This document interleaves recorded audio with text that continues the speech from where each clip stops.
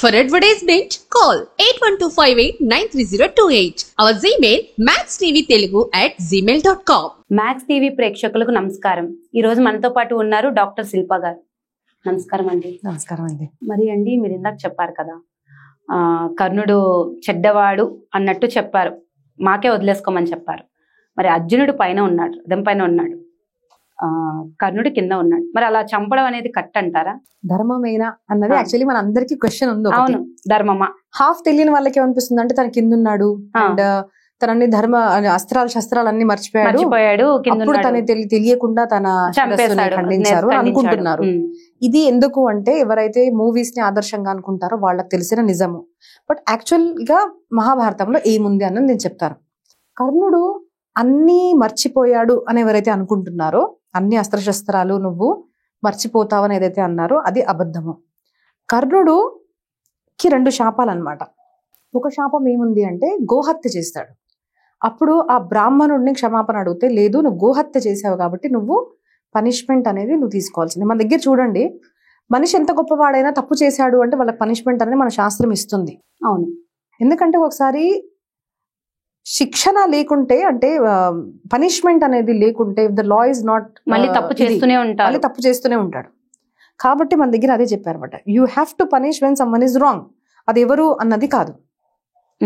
So కర్ణుడికి అక్కడ గోహత్య చేసావు అంటే నువ్వు లేదు, నువ్వు you have to seek the punishment అనేసి అక్కడ ఏమి ఇచ్చారు అంటే, నువ్వు ఎప్పుడైతే నీ సమానుడితో యుద్ధం చేస్తావో అప్పుడు నీ రథం ఏదైతే ఉందో, నీ చక్రం, రథ చక్రము అది దీనిలోకి వెళ్ళిపోతుంది, భూమిలోకి అని చెప్తారు. కాబట్టి కర్ణుడు యుద్ధం చేసేటప్పుడు చాలాసార్లు తన యుద్ధం ఇలాగా కూలిపోవడము, రథము చాలాసార్లు జరిగింది.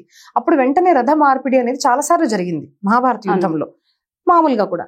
అలాంటిది ఈ రోజు తను ఎందుకు మార్చలేదు? మరి వాళ్ళ దగ్గర స్పేర్ గా ఉంటాయి కదా, ఇంకో రథం ఎందుకు తీసుకోలేదు? బికాస్ తనకు అది గుర్తొచ్చింది, ఏ రోజు అయితే నీ అంతిమ యుద్ధం ఉంటుందో ఆ రోజు నీది రథ చక్రము కిందికి వెళ్ళిపోతుంది, భూమిలోకి వెళ్ళిపోతుంది. అంటే తనకు తెలుసు నేను మార్చినా కూడా మళ్ళీ ఈ ప్రసంగం అనేది వస్తుంది. తర్వాత చాలా మంది ఏమనుకుంటారంటే తన కిందున్నాడు, రథం తీస్తున్నప్పుడు చంపేశారు తెలియకుండా అనుకుంటారు. అది కూడా చాలా తప్పు. తన కింద ఉన్న తర్వాత కూడా అర్జునుడు కర్ణుడు ఇద్దరి మధ్య యుద్ధం జరిగింది. ఇక్కడ కూడా చాలా మంది అనుకుంటారు ఈయన కింద ఉన్నాడు, తన రథం మీద ఉన్నాడు. అయితే నేను ఇందాక చెప్పాను కదండి, చిత్రసేనుడు ఆకాశ మార్గంలో పైన ఉన్నప్పుడు కూడా అర్జునుడు తన్ని ఓడించాడు. మరి అలాంటప్పుడు ఈయన కింద ఉన్నప్పుడు నిజమైన వీరుడు అని అనుకుంటే అర్జునుడిని చంపడానికి ఎంతసేపు? అవును కదండి, నిజంగా వీరుడు అయితే. సో తన దగ్గర అస్త్రశస్త్రాలు అన్ని ఏది మర్చిపోలేదు. కానీ తనకి ఇంకొక శాపం ఏమిటి అంటే అది ఇచ్చింది పరశురాముడు. చాలా మందికి పరశురాముడు గురువు, కర్ణుడికి ద్రోణుడు కాదు అనుకుంటాడు. ద్రోణాచార్య దగ్గర అన్ని విద్యలు నేర్చుకున్నారు, బ్రహ్మాస్త్రం ఒక్కటే నేర్పించలేదు. కాబట్టి బ్రహ్మాస్త్రం నేర్చుకుందాము అని పరశురాముడి దగ్గరికి వెళ్ళాడు. మన దగ్గర ఎడ్యుకేషన్ అనేది ఎట్లా ఉంటుంది మన సిస్టమ్, మన స్క్రిప్చర్స్ లో అంటే ABCD, A for apple, B for ball, apple is red, ఇట్లా సెంటెన్స్ ఫార్మేషన్ ఇలా ఉండదు మన దగ్గర. మన దగ్గర జ్ఞానం ఏదైతే ఉందో, the knowledge is along with the wisdom and moral values. అంటే మనిషికి నీతి, నిజాయితీ, ధర్మము అని కూడా మన స్కూల్స్ లో, మన గురుకులాల్లో నేర్పించబడేది. అది ఇప్పుడు లేకపోవడం వల్ల ఏమవుతుంది, స్కూల్స్ లో డాక్టర్స్ చాలా మంది వస్తున్నారు, అవినీతి పరులు చాలా మంది పోలీస్ ఆఫీసర్స్ బయటకు వస్తున్నారు. అందరు కాదు, చాలా మంది అవినీతి చేస్తున్నారు. ఆర్మీలో చాలా మంది ఉన్నారు, అవినీతి చేస్తున్నారు. మీడియాలో చాలా మంది ఉన్నారు, అవినీతి చేస్తున్నారు. సో మీరు ఏ ధర్మంలో, ఏ మార్గంలో వెళ్ళారు, మంచి చెడ్డ రెండు ఉంటారు. మారల్ వాల్యూస్ లేవు, మీకు ధర్మ శిక్షణ లేదు అని అన్నప్పుడు, ధర్మ మార్గం గురించి మీకు చిన్నప్పటి నుంచి ప్రశిక్షణ లేనప్పుడు ఏమవుతుందంటే మనిషి కామము, అర్థం గురించి, అర్థం అంటే డబ్బులు, అర్థము కామానికే ఎక్కువగా ఇంపార్టెన్స్ ఇచ్చే యుగం ఇది. కానీ మన గురుకుల సిస్టంలో ఎలా ఉందంటే ధర్మ, అర్థ, కామ, మోక్ష అంటే అర్థం ఉండాలి, చాలా సంపాదించాలి. మహాభారతం ఇప్పుడు కూడా మనకెందుకు డబ్బు అని చెప్పొద్దు, చాలా సంపాదించమని చెప్తుంది. డిజైర్స్ ఉండాలి, అది చేయాలి, ఇది చేయాలి, దేశ సంరక్షణ చేయాలి, పెద్ద పెద్ద పనులు చేయాలన్న మనకు కామము అంటే డిజైర్ ఉండడం తప్పు కాదు. కానీ ఇక్కడ ఒక క్లాస్ పెట్టారు ఏంటంటే ధర్మ, అర్థ, కామ, మోక్ష అంటే ఈ క్రియ నువ్వు ఏదైతే చేస్తున్నావో, ఏ మార్గంలో అయితే డబ్బు సంపాదిస్తున్నావో, ఏ మార్గంలో అయితే నువ్వు ఏ కోరిక చేస్తున్నావో, ఆ కోరిక, ఆ అర్థము నీకు ధర్మ మార్గంలోనే ఉందా అని చూసుకో. లేదు అంటే ఇది నీకు మోక్షాన్ని ప్రసాదిస్తుందా లేదా అన్నది చూసుకో. ధర్మము, మోక్షము రెండు ప్రసాదించే కామము అంటే డిజైర్ ఏదన్నా ఉన్నా, కోరిక ఏదన్నా ఉన్నా, లేదంటే అదే మార్గంలో డబ్బు సంపాదిస్తున్నా నీకు మంచి జరుగుతుంది. ఇది ధర్మ మార్గం మనకు చెప్పబడింది. దీనికి ఆపోజిట్ గా ఉన్నది అధర్మ మార్గం. అంటే ఎక్కడైతే ధర్మము మోక్షం గురించి ఆలోచించలేదో, కేవలం అర్థం కామం గురించి ఎప్పుడైతే ఆలోచించారో, అది ఇప్పటి శిక్షణ మన స్కూల్స్ లో ఏదైతే నేర్పబడుతుందో జస్ట్ టెక్నికల్ గా మనుషులు నేర్పిస్తున్నారు. కానీ మనుషుల్ని మనుషులుగా బయట ఏ యూనివర్సిటీ కూడా బయటికి పంపించట్లేదు. మనం ఒక మనుషులుగా బయటకు రావడం లేదు, మన పిల్లలు కూడా అలా రావడం లేదు. సో ఇది అప్పుడు నేర్పించేవారు. కాబట్టి మన దగ్గర గురుకుల పద్ధతిలో గురువు కూర్చునేవారు, శిష్యులు కింద ఉండేవాళ్ళు. అవును, గురువు పైన. ఇప్పుడు ఏంటిది, పొద్దున్న నుంచి రాత్రి దాకా గురువు నించోవాలి, శిష్యులు కూర్చోవాలి. గురువు పిల్లల్ని తిట్టలేరు, వెంటనే పేరెంట్స్ వస్తారు కంప్లైంట్ చేయడానికి. కొట్టడం అయితే సరే వేరే అనుకోండి, తిట్టడం కూడా మనం ఏం అనలేం పిల్లల్ని. అప్పుడు అలా ఉండేది కాదు. గురుకులానికి పంపించిన తర్వాత తల్లి తండ్రి అంటే గురువు, గురుమాతని, గురుపత్నిని అనేది ఉండేది. వాళ్ళు చెప్పింది చేసేవాళ్ళు. వీళ్ళు కూడా ధర్మ మార్గంలో నడుచుకునేవాళ్ళు, పిల్లలు కూడా, వాళ్ళ పేరెంట్స్ కూడా. అంటే సిస్టమే వేరేగా ఉండేది.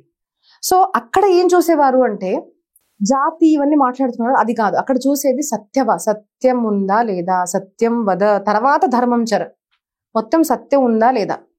అలాంటి పరిస్థితిలో పరశురాముడి దగ్గరికి వెళ్ళి కర్ణుడు ఏమని అడిగాడు అంటే, అబద్ధం చెప్పాడు. నేను భృగు వంశంలో పుట్టాను, నాకు మీరు బ్రహ్మాస్త్రం నేర్పించండి.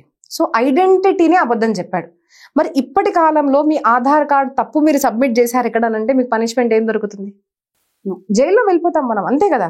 సో ఇప్పటి కాన్స్టిట్యూషన్ లో కూడా అదే ఉంది, అప్పుడు కూడా అదే ఉంది. నువ్వు అబద్ధం చెప్పి ఎందుకు జాయిన్ అయ్యావు? Simple thing. That is why Parashurama ఇచ్చిన శాపం ఏంటిది అంటే, అన్ని అస్త్రశస్త్రాలు మర్చిపోతావని ఇవ్వలేదు. బ్రహ్మాస్త్రం మాత్రం నువ్వు ఎప్పుడైతే వాడగలుగుతావో, నీకు ఎప్పుడైతే నీకు అవసరం ఉంటుందో అప్పుడు నువ్వు మర్చిపోతావు. అప్పుడు అసలు వాడాలి, అతను వాడుంటే విన్ అయ్యేవాడు.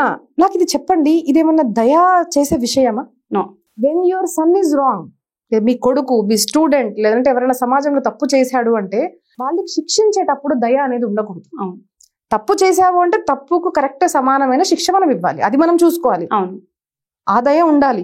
కానీ అయ్యో పాపం అండి, పోనీలే రేప్ చేశాడు వదిలేద్దాం, పాపం పోనీ అండి అబద్ధం చెప్పాడు, పాపంలే పోనీ దొంగతనం చేశాము అంటే ఇంక మనకు కాన్స్టిట్యూషన్ ఎందుకు, లా ఎందుకు, కోర్ట్స్ ఎందుకు, right? Punishment should be there.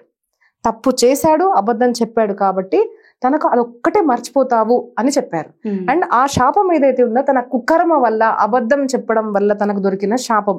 కాబట్టి ఇన్ నో వే కర్ణకి mercy or Karna is hero అనడానికి ఇక్కడ ఏ ఛాన్స్ కూడా లేదు. కాబట్టి యుద్ధం జరిగేటప్పుడు వాళ్ళిద్దరు యుద్ధం జరిగింది, ఎన్నో అస్త్రశస్త్రాలు ఈయన వాడాడు, అర్జునుడు కూడా, ఇద్దరి మధ్య యుద్ధం జరుగుతుంది. మరి నేను కింద ఉన్నాను కదా, నువ్వు పైన ఉన్నావు, మరి ఇదేం ధర్మమా అని కర్ణుడు అడిగాడు. ఎందుకు అంటే మైండ్ ట్రిక్కింగ్ అనేది ఒకటి ఉంటుందండి. మనిషి ఎప్పుడైతే శరీరంతో గెలవలేడో అప్పుడు బుద్ధితో గెలుద్దామని చూస్తాడనమాట. ఎందుకంటే వీళ్ళందరికీ తెలుసు వీళ్ళు పాండవులు ధర్మప్రియులు కాబట్టి ధర్మం గురించి మాట్లాడుతూ వీళ్ళు నన్ను వదిలేస్తాడేమో అన్న భావనతో, నన్ను వదిలే మరి తప్పు కదా అని అనేసరికి Krishna came there. That is the thing. అంటే ఒక ఫ్రెండ్ అంటే ఎట్లా ఉంటాడు, అర్జునుడు ఫ్రెండ్ మనం చెప్పాం కదండి కృష్ణుడి గురించి. ఇప్పుడు కృష్ణుడి గురించి కూడా ఒక 2 మాటలు చెప్తాను నేను.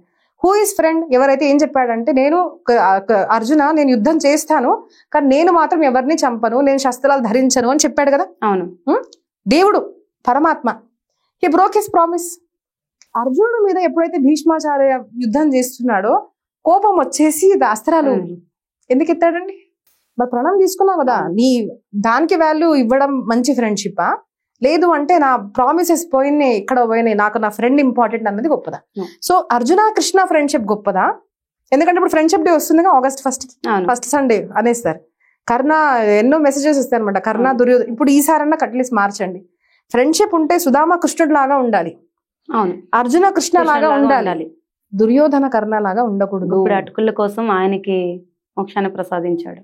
అంతే కదండి, ఆయన దగ్గర ఏముందనేసి ఏం లేదు. ఇప్పుడే ఫ్రెండ్షిప్ చేసుకుంటే నేను ఒకటే కార్లో కూర్చుంటామని చూసుకునే ఫ్రెండ్షిప్ డేస్ లో ఏమీ లేని సుధామతో ఆయన ఎందుకు ఫ్రెండ్షిప్ చేశాడు? మురికిపోయిన అటుకులను కూడా. ప్రేమ అంటే అన్కండిషనల్ అంటారు. నువ్వు నేను సమానం ఉన్నప్పుడు అంటే నువ్వు సమానతతో ఫ్రెండ్షిప్ చేస్తున్నావు, కానీ దీంతో ఎలా చేస్తున్నావు? లేదంటే నాకేమైనా అవసరం నా తీరుస్తారేమో కళ్యాణి గారు కాబట్టి ఫ్రెండ్స్ అంటే ఫ్రెండ్షిప్ ఎట్లా అవుతుంది? అవసరం తీరంగానే కట్టి అట్లాంటి కదా. So that is Krishna and Arjuna's friendship. అక్కడ అర్జునుడు మళ్ళీ ఏమన్నా భగవద్గీత లాగా ప్రారంభిస్తాడేమో, యుద్ధం చేయడేమో అనేసి వెంటనే కృష్ణ టుక్ ద రోడ్. కృష్ణుడు ఏమన్నాడు అంటే, అభిమన్యుడు చిన్న వయసు అబ్బాయి, నీకు కూడా పుత్రుడు లాంటి వాడు. అలాంటి అంటే మనకు ఈ యుద్ధం చేసేటప్పుడు రూల్స్ పెట్టారండి. 2 పార్టీస్ ఉన్నాయి కదా, కౌరవ అండ్ పాండవస్ 2 పార్టీస్ ఉన్నాయి. అప్పుడు ఏమేమి నియమాలు ఉన్నాయి భీష్మాచార్య కింద అంటే, రథితో రథినే అంటే ఇద్దరు రథంలో ఉన్నప్పుడే చెయ్యాలి, ఇద్దరితో అస్త్రాలు సేమ్ ఉండాలి, అంటే సేమ్ పవర్ ఉన్న వాళ్ళు మాత్రమే చేయాలి, ఒకరితో ఒకరే చేయాలి, వెనక నుంచి చెయ్యకూడదు, సూర్యాస్తం అవ్వంగానే యుద్ధం ఆపేయాలి, ఇవన్నీ చాలా నియమాలు చెప్పారు. అలాంటి ధర్మం చెప్పేవాడివి నువ్వు. అభిమన్యు ఒక్కడు అక్కడ మధ్యలో ఉన్నప్పుడు అభిమన్యుని మీరు 5-6 కలిసి చంపేశారు కదా, ఆ రోజు నీకు ధర్మం గుర్తు రాలేదా అని అన్నాడు. అంతేకాదండి, ఇంకో ప్రసంగం వస్తుంది. అర్జునుడు ఎప్పుడైతే జయద్రథుడితో యుద్ధం చేస్తుంటాడో అప్పుడు ఒక చిన్న ప్రసంగం జరిగింది, చాలా మందికి తెలియదు. ఏమిటి అంటే గుర్రాలకు దాహం వేస్తుంది. అప్పుడు కృష్ణుడు అంటాడు, వీళ్ళకి దాహం వేసింది, మనం వీళ్ళని దాహం తీర్చిన తర్వాతే మనము యుద్ధం మళ్ళీ ప్రారంభిద్దాము అనేసరికి అప్పుడు అర్జునుడు అక్కడికక్కడ బాణం వేసేసి జలం అనేది తీసుకొచ్చాడు. అక్కడ మరి నీళ్ళు తాగుతుంటే యుద్ధం జరగచ్చు కదా అని ఫర్ ప్రొటెక్షన్ ఆ చుట్టూ బాణాలతో మొత్తము వేసేసాడు అనమాట. అవి తాగుతున్నాయి, మధ్యలో కృష్ణుడు ఆ గుర్రాలు ఉన్నాయి. అర్జునుడు ఎక్కడ ఉన్నాడు? బయట. వెంటనే కౌరవులందరూ ఓహో రథం లేదు, కృష్ణుడు లేదు, గుర్రాలు లేవు, ఒక్కడే కింద కనిపించాడు అని అందరూ కలిసి అంటే గుర్రాలు, ఆ సేన, ఏమంటారు ఎలిఫెంట్స్ అందరూ కలిసి ఒకేసారి ఒక్క అర్జునుడితో అందరూ ఆక్రమణ చేసినప్పుడు thousands ఆఫ్ పీపుల్ ని ఒక్క అర్జున పరాజితుడు చేసిన ప్రసంగం మనకు తెలుసా? తెలియదు. హీఈస్ అర్జున ఒక్కడు అందరినీ. మరి అప్పుడు ధర్మం గుర్తు రాలేదా నీకు?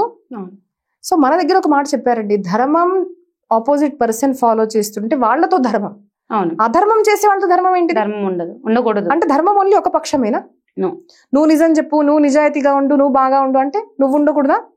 అది భార్యాభర్త రిలేషన్షిప్ కానివ్వండి, బ్రదర్ సిస్టర్ కానివ్వండి, పేరెంట్స్ కిడ్స్ కానివ్వండి, ఒక సంస్థలో ఒక బాస్ అండ్ ఎనీ రిలేషన్షిప్, నువ్వు ధర్మం పాటించు, నువ్వు అధర్మంగా చేసినప్పుడు you have no right to ask me to follow the ధర్మ.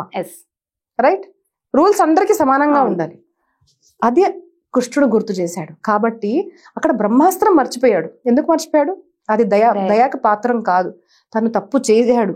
బ్రహ్మాస్త్రం మర్చిపోవాలని కూడా శాపం ఉంది కాబట్టి గురువు దగ్గర అబద్ధం చెప్పినప్పుడు నీకు న్యాయం ఎలా జరుగుతుంది? అండ్ సింపుల్ థింగ్ అండి, మన స్క్రిప్చర్స్ లో ఏం చెప్పారు? అండ్ స్క్రిప్చర్స్ నమ్మని వాళ్ళు కూడా నమ్ముతారు, ఇది కర్మ కమ్స్ బ్యాక్. మీరు ఎవరికన్నా ఫస్ట్ చెడు ఆలోచించండి, చెడు చేద్దాం అని ఫస్ట్ టైం అవుతుంది. చెడు మన దగ్గరికి ఫస్ట్ మన బుద్ధిలో ప్రవేశించి మన జీవితంలో చెడు జరిగినప్పుడే వేరే వాళ్ళ దగ్గరికి వెళ్తుంది. అంతే. మంచి చేయాలనుకో మంచి ఫస్ట్ మన దగ్గర వస్తుంది. అంతే. ఏది అంటే మన నెగిటివ్ థింకింగ్ తో అంటే నెగిటివే, సో నీకు నువ్వు ధర్మం పాటించినప్పుడు, నువ్వు తప్పులు చేసినందుకు నీకు శాపాలు దొరికినప్పుడు, నువ్వు ఇలా చేసినప్పుడు నీకు ఇప్పుడు ఆ ధర్మం గుర్తొచ్చేది. Arjuna kill him now, that is your duty అని డ్యూటీని, రైట్ ని, లాని గుర్తు చేసింది కృష్ణుడు. ధర్మమూర్తి కదా, ధర్మప్రియ, అది ధర్మమే. ఆయన ఎప్పుడు కూడా కృష్ణుడు ఎక్కడ అధర్మం చేయించలేదండి. ధర్మం ఈజ్ వెరీ సూక్ష్మ. ఇప్పుడు మహాభారతం గురించి ఎంతో మంది ఎన్నో వీడియోస్ చేస్తారో, తప్పుగా మాట్లాడతారు. You tell me how many of us, మన కామన్ పీపుల్ కి కాన్స్టిట్యూషన్ లో లాస్ ఎంతమందికి తెలుసండి? అలాంటిది నేను అలాంటిది ఒకటి వచ్చేసి ఐపీసీ సెక్షన్ ఇది అని చెప్తే మీరు ఏమంటారు? అమ్మ ఫస్ట్ లా చదువుకో అంటారా లేదా?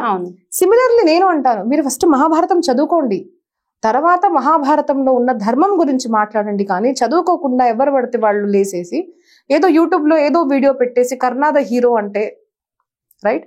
ఏదన్నా అథెంటిక్ గా నాలెడ్జ్ మనకు రావాలి అంటే అథెంటిక్ బుక్స్ చదవాలి. సో కర్ణాని చెప్పడం మాత్రం అక్కడ ఖచ్చితంగా ధర్మమే.